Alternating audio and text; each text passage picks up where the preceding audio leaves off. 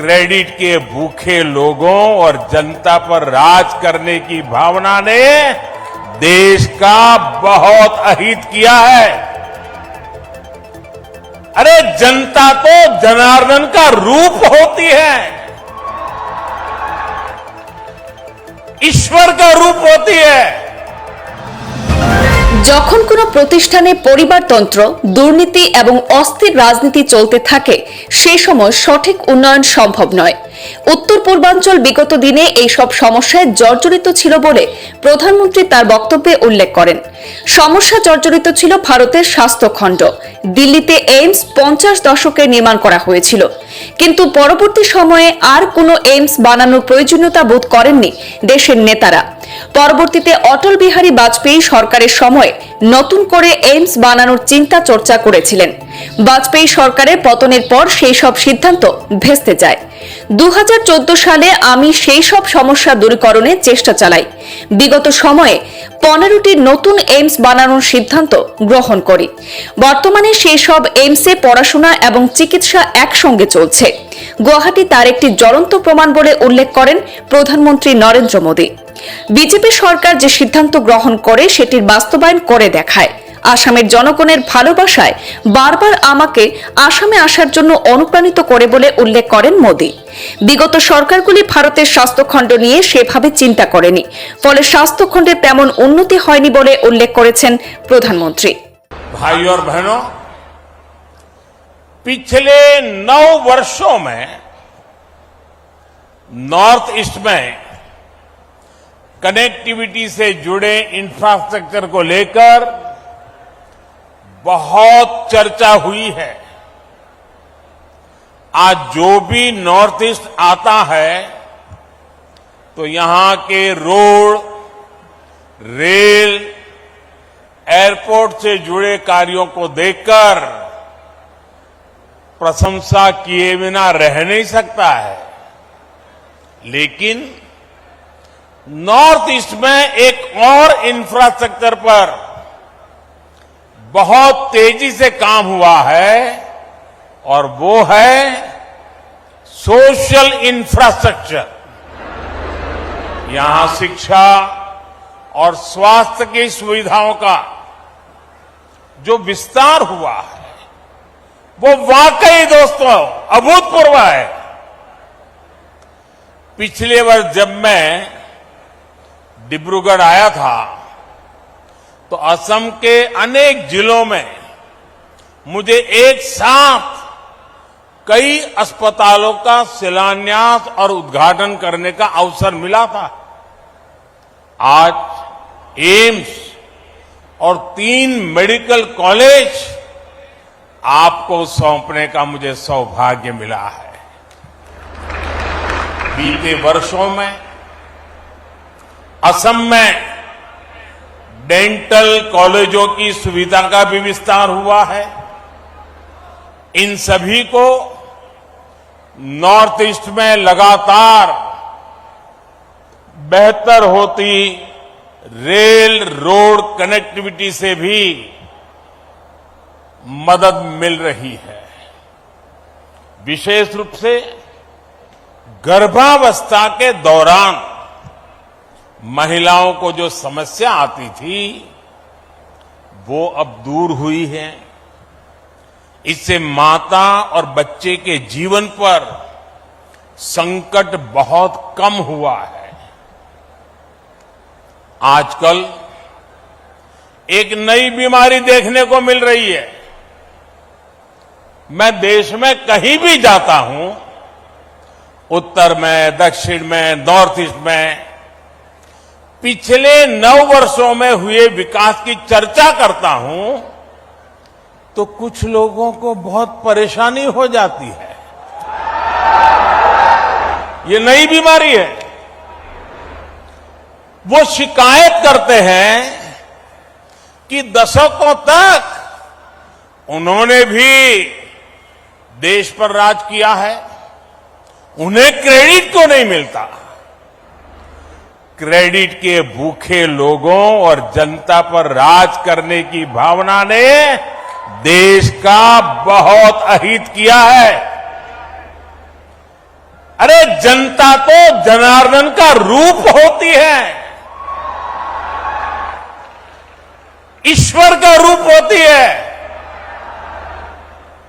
पहले वाले क्रेडिट के भूखे थे, इसलिए नॉर्थ ईस्ट उन्हें दूर लगता था। एक परायेपन का भाव उन्होंने पैदा कर दिया था। हम तो सेवा भाव से, आपके सेवक होने की भावना से, समर्पण भाव से आपकी सेवा करते रहते हैं। इसलिए नॉर्थ ईस्ट हमें दूर भी नहीं लगता और अपनेपन का भाव भी कभी भी कम नहीं होता है। मुझे खुशी है कि आज नॉर्थ ईस्ट में लोगों ने विकास की बागडोर आगे बढ़कर खुद संभाल ली है। वो नॉर्थ ईस्ट के विकास से भारत के विकास के मंत्र को लेकर आगे बढ़ रहे हैं। विकास के इस नए आंदोलन में केंद्र सरकार एक दोस्त बनकर, एक सेवक बनकर, एक साथी बनकर सभी राज्यों के साथ काम कर रही है। आज का ये आयोजन भी इसी का एक जीता जागता उदाहरण है। साथियों, दशकों तक हमारा पूर्वोत्तर कई और चुनौतियों से जूझता रहा है। जब किसी सेक्टर में परिवारवाद, क्षेत्रवाद, भ्रष्टाचार और अस्थिरता की राजनीति हावी होती है, तब विकास होना असंभव हो जाता है। और यही हमारे हेल्थ केयर सिस्टम के साथ हुआ।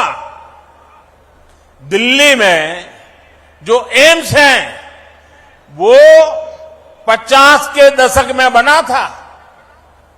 देश के कोने कोने से लोग आकर दिल्ली एम्स में इलाज कराते थे, लेकिन दशकों तक किसी ने ये नहीं सोचा कि देश के दूसरे हिस्सों में भी एम्स खोलने चाहिए। अटल जी की जब सरकार थी तो उन्होंने पहली बार इसके लिए प्रयास शुरू किए थे, लेकिन उनकी सरकार जाने के बाद फिर सबका ठप पड़ गया। जो एम्स खोले भी गए, वहां व्यवस्थाएं खस्ताहाल ही रही। 2014 के बाद हमने इन सारी कमियों को दूर किया। हमने बीते वर्षों में 15 नए एम्स पर काम शुरू किया। 15। इनमें से अधिकतर में इलाज और पढ़ाई दोनों सुविधा शुरू हो चुकी है।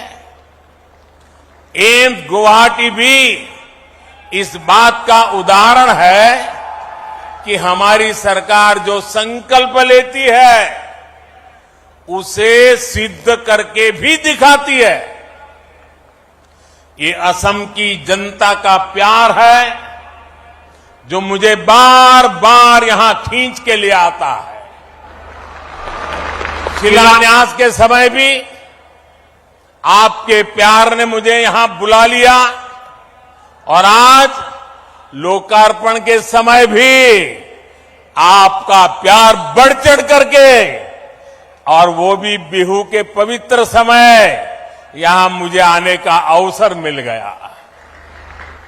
ये आपका प्यार ही है।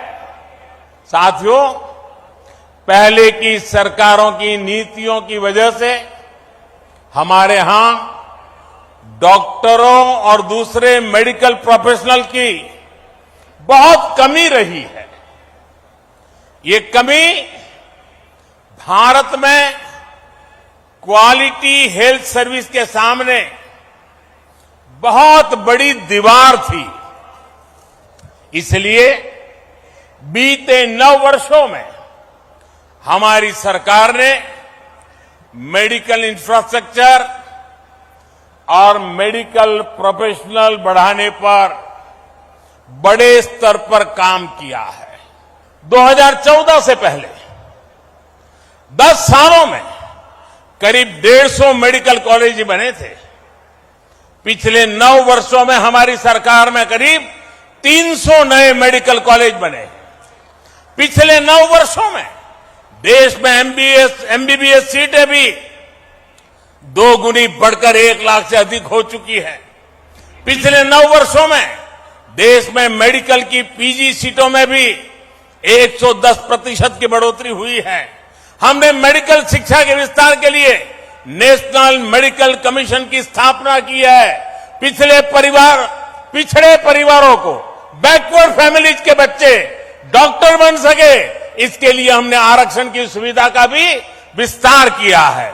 दूर दराज वाले क्षेत्रों के बच्चे भी डॉक्टर बन सके, इसलिए हमने पहली बार भारतीय भाषाओं में मेडिकल की पढ़ाई का विकल्प दिया है। इस वर्ष के बजट में 150 से अधिक नर्सिंग कॉलेज खोलने का ऐलान भी किया गया है। अगर मैं नॉर्थ ईस्ट की बात करूं, यहां भी बीते 9 वर्षों में मेडिकल कॉलेज की संख्या 2 गुने से अधिक हो चुकी है। अभी अनेक मेडिकल कॉलेजों पर काम चल रहा है। कई नए मेडिकल कॉलेज यहां बनने जा रहे हैं। बीते 9 वर्षों में नॉर्थ ईस्ट में मेडिकल की सीटों की संख्या भी बढ़कर के पहले के मुकाबले 2 गुनी हो चुकी है। भाइयों और बहनों, आज भारत में हेल्थ सेक्टर में इतना काम इसलिए हो रहा है क्योंकि आप सभी देशवासियों ने 2014 में एक स्थिर और मजबूत सरकार बनाई। भाजपा की सरकारों में नीति, नियत और निष्ठा किसी स्वार्थ से नहीं, बल्कि राष्ट्र प्रथम, देशवासी प्रथम, इसी भावना से हमारी नीतियां तय होती है। इसलिए हमने वोट बैंक के बजाय देश की जनता की मुश्किलों को कम करने पर फोकस किया। हमने लक्ष्य बनाया कि हमारी बहनों को इलाज के लिए दूर न जाना पड़े। हमने तय किया कि किसी गरीब को पैसे के अभाव में अपना इलाज न टालना पड़े। हमने प्रयास किया कि हमारे गरीब परिवारों को भी घर के पास ही बेहतर इलाज मिले। साथियों, मैं जानता हूं कि इलाज के लिए पैसे ना होना गरीब की कितनी बड़ी चिंता होती है। इसलिए हमारी सरकार ने 5 लाख रुपए तक का मुफ्त इलाज देने वाली आयुष्मान योजना शुरू की। मैं जानता हूं कि महंगी दवाइयों से गरीब और मध्यम वर्ग कितना परेशान होता है। इसलिए हमारी सरकार ने 9,000 से ज्यादा जन औषधि केंद्र खोले। इन केंद्रों पर सैकड़ों दवाइयां सस्ते में उपलब्ध कराई। मैं जानता हूं हार्ट के ऑपरेशन में, घुटने के ऑपरेशन में गरीब और मध्यम वर्ग का कितना ज्यादा खर्च हो रहा था। इसलिए हमारी सरकार ने स्टेंट की कीमतों को नियंत्रित किया, नी इम्प्लांट की कीमतों को नियंत्रित किया। मैं जानता हूं कि जब गरीब को डायलिसिस की जरूरत होती है तो वो कितना परेशान होता है।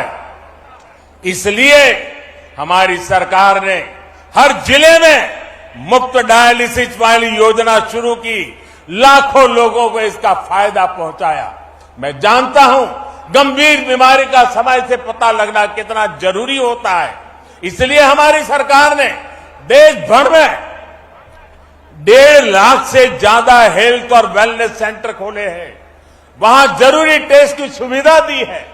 मैं जानता हूं कि टीबी की बीमारी कितने दशकों से गरीबों के लिए बहुत बड़ी चुनौती बनी हुई है। इसलिए हमारी सरकार ने प्रधानमंत्री टीबी मुक्त भारत योजना अभियान शुरू किया। हमने बाकी दुनिया से 5 वर्ष पहले ही भारत को टीबी से मुक्त करने का लक्ष्य रखा है। मैं जानता हूं कि बीमारी किस तरह गरीब और मध्यम वर्ग के परिवार को बर्बाद कर देती है। इसलिए हमारी सरकार ने प्रिवेंटिव हेल्थ केयर पर फोकस किया। बीमार हो ही नहीं, बीमारी आए ही नहीं, इस पर फोकस किया। योग, आयुर्वेद, फिट इंडिया अभियान चलाकर हमने लोगों की निरंतर सेहत के प्रति जागरूक किया है। साथियों, आज जब मैं सरकार की इन योजनाओं की सफलता देखता हूं तो खुद को धन्य मानता हूं कि गरीब की इतनी सेवा करने का परमात्मा ने और जनता जनार्दन ने मुझे आशीर्वाद दिया। आयुष्मान भारत, प्रधानमंत्री जन आरोग्य योजना आज देश के करोड़ों गरीबों का बहुत बड़ा संबल बनी है।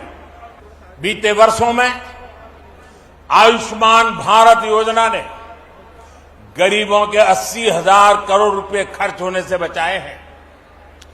जन औषधि केंद्रों की वजह से गरीब और मध्यम वर्ग के 20,000 करोड़ रुपए खर्च होने से बचे हैं। स्टेंट और नी इम्प्लांट की कीमत कम होने से गरीब और मध्यम वर्ग के हर साल 13,000 करोड़ रुपए बच रहे हैं। मुफ्त डायलिसिस की सुविधा से भी किडनी के गरीब मरीजों के 500 करोड़ रुपए से ज्यादा खर्च होने से बचे हैं। आज यहां असम के करीब 1 करोड़ से भी ज्यादा नागरिकों को आयुष्मान भारत कार्ड देने का अभियान भी शुरू हुआ है। इस अभियान से असम के लोगों को बहुत बड़ी मदद मिलने वाली है, उनके पैसे बचने वाले हैं। साथियों, मैं अक्सर देश के कोने कोने में हमारी सरकार की योजनाओं के लाभार्थियों से मुलाकात करता रहता हूं। इसमें बहुत बड़ी संख्या में हमारी माताएं, बहनें, हमारे देश की बेटियां, हमारी महिलाएं शामिल होती हैं। वो मुझे बताती हैं कि पहले इसकी सरकारों में और अब भाजपा सरकार के समय में स्वास्थ्य सुविधाओं में कितना बड़ा फर्क आया है। आप और हम ये जानते हैं कि जब स्वास्थ्य की बात होती है, इलाज की बात होती है, तो हमारे यहां महिलाएं अक्सर पीछे रह जाती हैं। हमारी माताओं बहनों को खुद को लगता है कि क्यों अपने इलाज पर घर का पैसा खर्च करवाएं, क्यों अपनी वजह से दूसरों को इतनी तकलीफ दें। संसाधनों की कमी की वजह से, आर्थिक तंगी की वजह से जिन हालातों में देश की करोड़ों महिलाएं रह रही थी, उसमें उनका स्वास्थ्य ही सबसे ज्यादा प्रभावित था। भाजपा के नेतृत्व वाली हमारी सरकार ने जो योजनाएं शुरू की, उसका बहुत बड़ा लाभ हमारी माताओं, बहनों को, महिलाओं की सेहत को हुआ है। स्वच्छ भारत अभियान के तहत बने करोड़ों शौचालय ने महिलाओं को बहुत सारी बीमारियों से बचाया है। उज्ज्वला योजना के तहत मिले गैस, उस गैस कनेक्शन से महिलाओं को जानलेवा धुएं से मुक्ति दिलाई है। जल जीवन मिशन के तहत हर घर जल आने से करोड़ों महिलाओं का पानी से होने वाली बीमारियों से बचाव हुआ है। मिशन इंद्रधनुष ने करोड़ों महिलाओं का मुफ्त टीकाकरण करके उन्हें गंभीर बीमारी से बचाया है। आयुष्मान भारत योजना ने महिलाओं को अस्पताल में 5 लाख रुपए तक के मुफ्त इलाज का भरोसा दिया है। प्रधानमंत्री मातृ वंदना योजना ने महिलाओं को गर्भावस्था के दौरान आर्थिक मदद दी है। राष्ट्रीय पोषण अभियान ने महिलाओं को पौष्टिक भोजन मुहैया कराने में मदद की है। जब सरकार संवेदनशील होती है, जब गरीब के प्रति सेवा की भावना होती है, तो ऐसे ही काम किया जाता है। साथियों, हमारी सरकार भारत के हेल्थ सेक्टर का 21वीं सदी की आवश्यकता के मुताबिक आधुनिकीकरण भी कर रही है। आज Ayushman Bharat digital health mission से देशवासियों को डिजिटल हेल्थ आईडी दी जा रही है। देश भर के अस्पतालों, हेल्थ प्रोफेशनल्स को एक प्लेटफॉर्म पर लाया जा रहा है। इससे एक क्लिक पर ही देश के नागरिक का पूरा हेल्थ रिकॉर्ड उपलब्ध हो जाएगा। इससे अस्पतालों में इलाज की सुविधा बढ़ेगी, सही डॉक्टर तक पहुंचना सरल होगा। मुझे खुशी है कि इस योजना के तहत अभी तक लगभग 38 करोड़ डिजिटल आईडी बनाई जा चुकी है। इसमें 2 लाख से अधिक हेल्थ फैसिलिटी और 1.5 लाख से अधिक हेल्थ प्रोफेशनल वेरीफाई हो चुके हैं। आज ई संजीवनी भी घर बैठे बैठे उपचार का पसंदीदा माध्यम बनती जा रही है। हम सुविधा का लाभ देश भर के 10 करोड़ साथी ले चुके हैं। इससे समय और पैसा दोनों की बचत सुनिश्चित हो रही है। भाइयों और बहनों, भारत के हेल्थ केयर सिस्टम में परिवर्तन का सबसे बड़ा आधार है सबका प्रयास। कोरोना के इस संकट काल में भी हमने सबका प्रयास की ताकत देखी है। दुनिया के सबसे बड़े, सबसे तेज, सबसे प्रभावी कोविड टीकाकरण अभियान की प्रशंसा आज दुनिया कर रही है। हमने मेड इन इंडिया वैक्सीन बनाई, उन्हें बहुत कम समय के भीतर दूर दूर तक पहुंचाया। इसमें आशा वर्कर, आंगनवाड़ी कार्यकर्ता, प्राइमरी हेल्थ केयर वर्कर से लेकर फार्मास्यूटिकल सेक्टर तक के सारे साथी ने शानदार काम किया है। इतना बड़ा महायज्ञ तभी सफल होता है जब सबका प्रयास हो और सबका विश्वास हो। सबका प्रयास की भावना के साथ हमें आगे बढ़ना है। आइए सबका प्रयास से स्वस्थ भारत, समृद्ध भारत के मिशन को हम पूरी निष्ठा से आगे बढ़ाएं। एक बार फिर एम्स और मेडिकल कॉलेज के लिए असम के लोगों को मैं फिर एक बार बहुत बहुत बधाई देता हूं।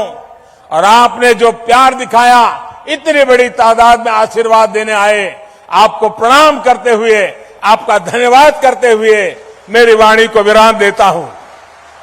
ब्यूरो रिपोर्ट, पूर्वांचल प्रतिदिन।